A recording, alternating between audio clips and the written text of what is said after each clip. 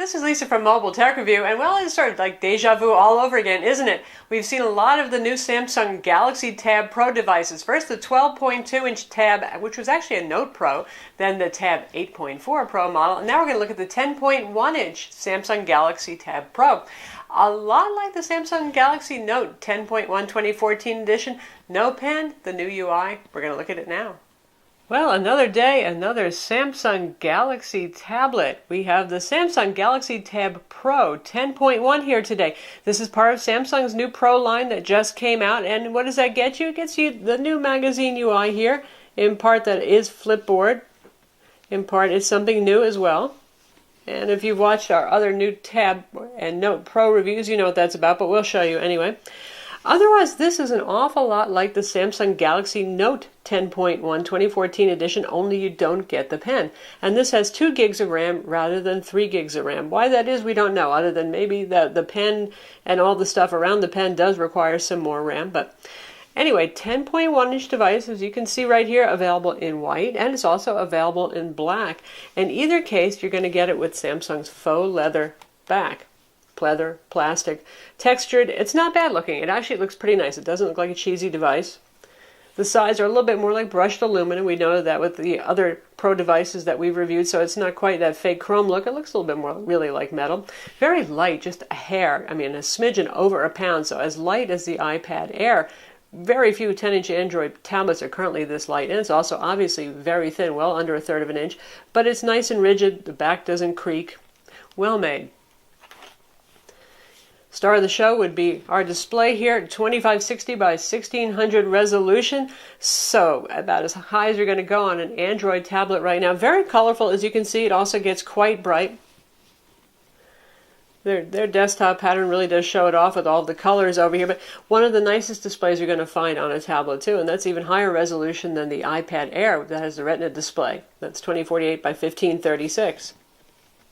Inside we have all the same stuff again as on the other Pro models, and as on the Note 10.1 2014 edition, this one's running on the Exynos 5 Octa CPU. That's 2 sets of quad cores, a high power and a low power set. Only one set can be active at a given time. 1.9 gigahertz with Mali graphics, so one of the top performance. Not quite as fast as the Snapdragon 800, but honestly more than fast enough for what anybody needs here. 16 gigs of RAM. Our base model is $499 with 16 gigs of RAM, Wi-Fi only. Right now, 16 gigs is the only option out there. I don't know if 32 gigs is going to hit the stores or not.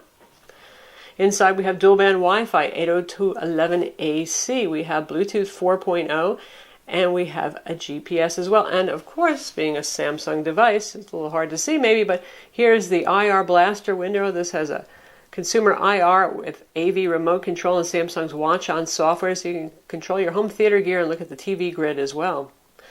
On the back, 8-megapixel camera with LED flash, and on the front we have a 2-megapixel camera that does a pretty good job for video chat. On the front here, the buttons, this is a mechanical clicky movie home button, and this is a back button, and right here is your multitasking button. For Android, KitKat, Google wants manufacturers to go with that multitasking button rather than the menu button. So generally you'll have for applications, you'll have a tap on menu symbol up here if you need menus, and sometimes this can do double duty if you press and hold on it as well. Runs Android 4.4 KitKat, currently the latest, greatest version of the operating system that's available. On top of it, Samsung's new magazine UX. It's the evolution of TouchWiz. It's grown up a little bit. It's a little bit flatter, less skeuomorphistic. I like it. You can see the drop-down doesn't take up the whole screen. The same thing for the Note Pro 12.2. They did that as well. And all of the settings here, there's still 4 tabs, but simple, flat layout there. All of Samsung's features like multi-window are here, playing video in a floating window. If you're looking at it, you can set it so it uses the front camera to check on you. It won't turn off the screen if you're looking at it. So all those things you're used to are here. Again, no pen, so no pen features whatsoever on this guy, though. For the multitasking, you can bring up the sidebar by pressing and holding the back button, and you see all of these applications that are available to you here. Pretty good selection. Some third-party apps are supported too, so we have both the WebKit web browser and Chrome supported. The HandCom Office apps, you get the full HandCom Office on this, and we'll talk about that. Gallery, the YouTube player. So for the multitasking, say we want to have the music player running. There's that. And we also want to have the internet WebKit web browser running. So there they are side by side in resizable windows. It's not doing the 4 like the Note 12.2 and the Tab Pro 12.2. So it's got a smaller screen. For the keyboard, it's a lot like the Note Pro 12.2 here. We get the little sculpted keys here. Very nice full keyboard. You get the numbers up top. You got arrow buttons embedded over here. Pretty usable keyboard. I would say Samsung did a great job. They're pretty proud of their keyboard, and well, there it is. So in terms of software bundle, this is like all the other Pro devices that we've covered. You get, of course, all the standard suite of Google applications. You get Samsung's apps as well, if you want to go through them to get some applications. We've got Remote PC, and we've covered that with our other Pro device reviews. We won't go over it again, but that's remote access to your PC or your Mac as well. Not the easiest thing to control your PC using a touchscreen. You might want to use a keyboard and mouse with this thing, and you can use Bluetooth keyboards and mice with the tablet. You can also use USB peripherals if you want. It does have USB host, has a standard USB 2.0 port on the bottom, and you need a USB host adapter cable. And you can use USB peripherals like flash drives, external hard drives, keyboards, mice, game controllers, not 4G dongles because Android doesn't have drivers for those, and this only supports FAT32, not NTFS, so big external hard drives formatted NTFS won't be a go either. We got WebEx pre-installed as well, again as part of the business office suite. But you know what, probably the most interesting thing is always going to be HandCome Office, which is the best mobile office suite we have ever seen.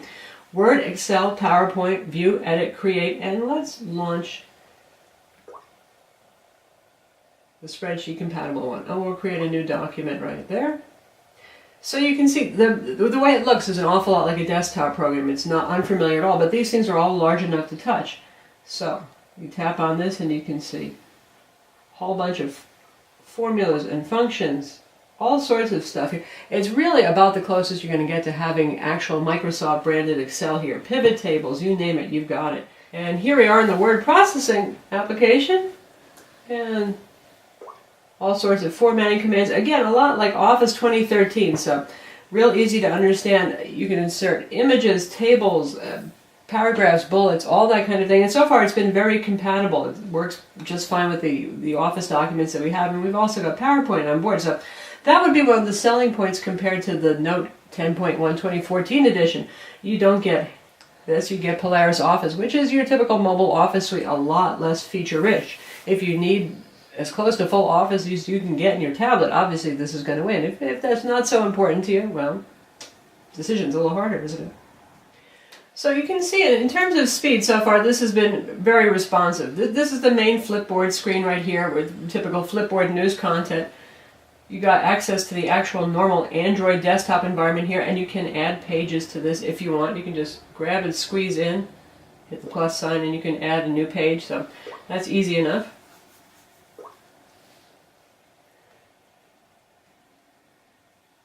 And this is part of the magazine UX, and it looks sort of like Flipboard, doesn't it? It works on the same principle right here, and we've actually removed some of the built-in widgets, and I'll show you what widgets are available to add. So we've got HandCome Office right here. It's going to list the last documents you've accessed. Calendar, which will show you appointments if you have any. Business news right there. So if we press and hold, we can add widgets. Now these are not the stock Android widgets, these are special magazine UX widgets. So we've got the Flipboard ones available to us, we've got social networking, Twitter, YouTube, LinkedIn, Flickr, and here's the rest of the ones. So you can add email but not Gmail, kind of a bummer. Samsung's Watch on, if you use the AV remote a lot, that can be handy. Shortcut to your video, shortcut to gallery, the music player, Samsung Apps, which is their app store. I'd like to see a little bit more, honestly. It would be real exciting if you could have a wider selection to make that more useful.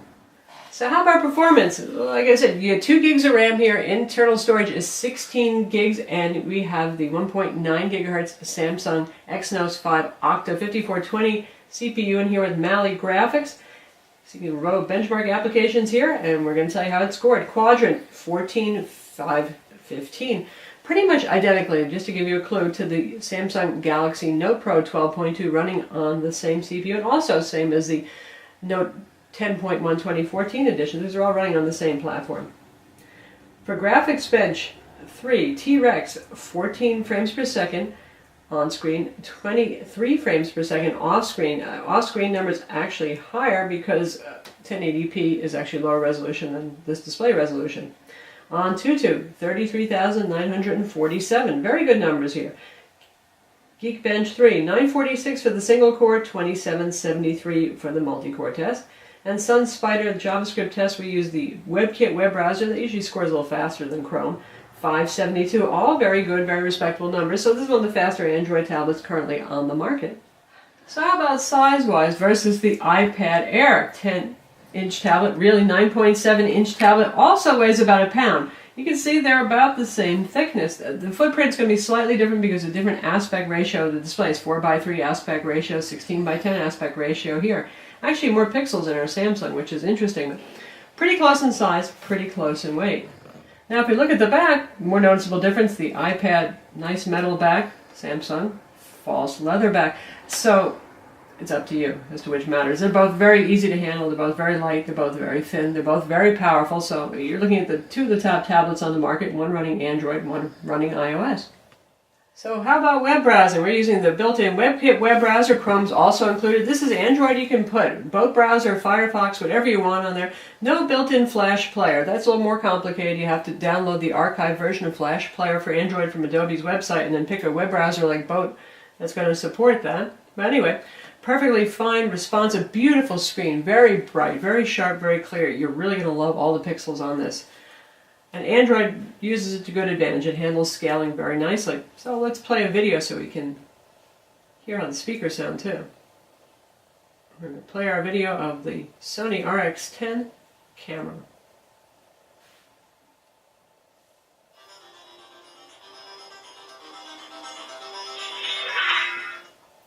So we've got about 7/8 of the way up there volume-wise. This is Lisa from Mobile Tech Review, and funny thing is, we're not actually reviewing either of these cameras, though. We will be comparing the thing we are reviewing to these cameras. Pretty loud, pretty it good. feels weird if I'm not holding something up. Anyway, we're doing something a little different. We haven't covered many... So that's video playback. This can handle anything up to full HD resolution. The Exynos is not so great for 4K video. Of course, this is not a 4K display, so how much does that really matter? That has more to do with the codecs for the CPU and graphics chip that's inside of this than anything else. So where are those speakers? There's one over here, and there's one on the opposite side over here. This is where our micro SD card slot, compatible with SDXC high capacity cards, so you can expand storage if 16 gigs of internal storage isn't enough for you. And Samsung still includes their apps to SD hack for the operating system to put applications on SD cards. Some people have said that they've run into some problems with KitKat operating system and getting all of the files that an application might need onto the card. I haven't run into any problems yet. Doesn't mean that you might not run into some problems. Again, we saw the IR blaster up top here. Volume controls are here. Power button is there. 3.5mm audio jack is right here. There's also a built-in microphone. And on the bottom, our USB 2.0 port. And now looking at the camera application, you can see it's got autofocus. It's refocusing every so often as my hand moves a little bit. Can shoot up to 1080p video. Lots of Samsung modes. It's really easy to use. It's kind of fun also. We've got sports mode, panorama, eraser mode if you want to get rid of photo bombers. HDR mode, drama shots, so you get the multi-action kind of thing. Sound and shot, best face, best photo. All sorts of stuff. You're definitely going to have some fun with the camera. 8 megapixels, not bad for a tablet either, so it takes reasonably good photos. And you can tap to focus like that and just hit the shutter button and you're good to go. You can switch cameras inside the application, front to back if you want, and switch to video mode. Like so, and it just automatically starts recording when you do that. Not a very exciting video we shot there, but we'll take a look at it.